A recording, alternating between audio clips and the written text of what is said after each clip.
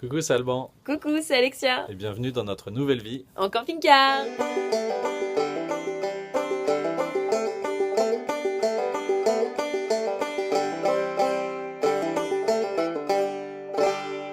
Donc voilà, on a récupéré le camping-car hier. On a donné notre petit chèque de banque, etc. On a fait l'assurance dans la foulée. On a conduit à peu près une heure, disons qu'on roulait doucement, c'est pas très loin d'ici, mais on a roulé doucement, les ronds-points tout doucement, etc. Parce que c'est la première fois que je roulais avec un véhicule qui était sans direction assistée. Donc c'est un vieux camping-car de 1988 et c'est un C25, Citroën C25, qui est franchement à notre goût en termes d'aménagement. Ça nous a séduit, surtout que c'était très propre. Le propriétaire avait l'air sympa et surtout honnête. Donc il nous a dit tout ce qui allait pas, etc. Donc on va vous le montrer tout de suite. Donc voilà la bête. On est assez contents, c'est notre petit bébé. Donc on a eu de la chance, on est resté dans le budget. Donc notre budget était de 6 000 € comme vous le savez. On l'a négocié à 6 200 €. Le monsieur ne voulait pas aller plus bas. Il était à 6 500 € au début. Mais on est quand même content. Donc venez. Voilà, donc bienvenue chez nous. Entrez et venez. Je vais vous faire une petite visite guidée. Je sais pas ce qu'il fait. Bon, ça c'est la cabine où on va conduire, évidemment, rien de très compliqué. Donc c'est un camping-car avec capucine. Donc là on s'est dit qu'après maintes réflexions, même si ça consommait un peu plus, au moins on aurait un lit qui serait pas au milieu de notre salon, de notre aménagement. Donc on a vraiment une partie nuit, une partie sommeil. Et si vraiment ça nous dérange de dormir là, on pourra le changer en rangement et faire un aménagement pour ranger des affaires. Donc là ensuite il y a la partie repas avec la table et 2 coussins.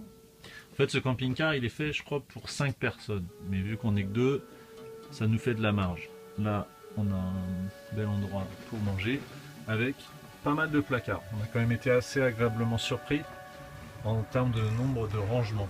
Donc ça c'est cool. Ensuite quand on s'enfonce un peu plus, on a un deuxième petit coin repas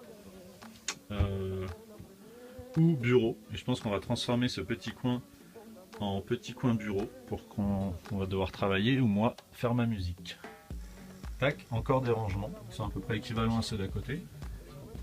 Tac, ensuite le petit coin cuisine. Donc le coin cuisine il est pas grand. C'est vrai qu'il est pas grand parce qu'il n'y a pas d'établi pour. Mais vu qu'on a quand même 2 coins salon, on pense que ça va suffire. Et puis là c'est le frigo, là c'est le placard.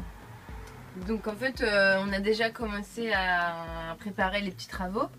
C'est pour ça qu'on a mis du scotch un peu partout parce qu'on voudrait repeindre le carrelage et peut-être le plan de travail on verra. Donc on va repeindre des petites choses, peut-être refaire les coussins parce que oui, c'est un petit peu vieillot et on a envie de se sentir chez nous.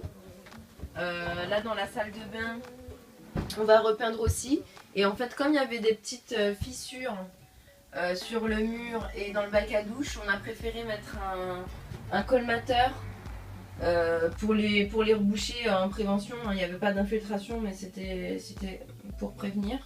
Et voilà, comme on va repeindre ensuite par dessus, on voulait que ce soit propre et prendre aucun risque parce que c'était des micro fissures qui auraient pu s'aggraver. Donc voilà, on a mis un colmateur et on va repeindre, et comme ça sera bien propre. Et dernière chose qu'on ne vous a pas dit, c'est qu'on a un chat et il va vivre avec nous pendant tout le voyage. Donc on espère que ça va bien se passer.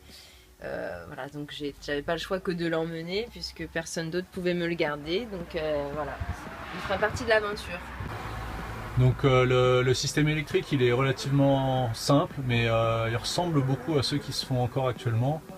Il y a juste des... Ça c'est pour les cuves, savoir où elles en sont. Là on passe d'une batterie à l'autre si on veut recharger la batterie. Enfin, c'est des choses assez simples en fait qui nous convient très bien parce que nous on n'a pas envie de se prendre la tête, mais ouais, il y a quelques petits trucs à modifier du genre la batterie cellule.